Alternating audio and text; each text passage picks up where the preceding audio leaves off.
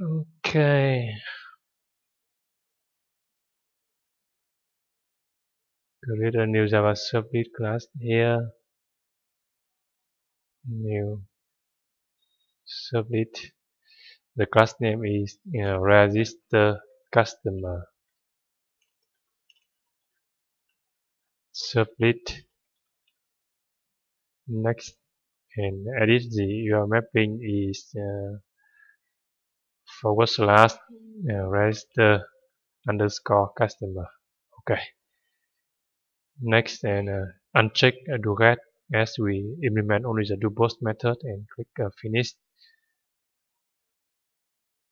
Now let's stop the server. Stop.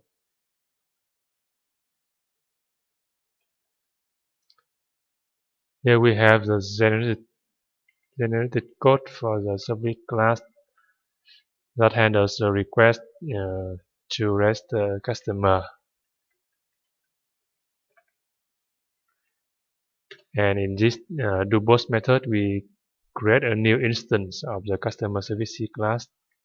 Customer service C equal new customer service C, and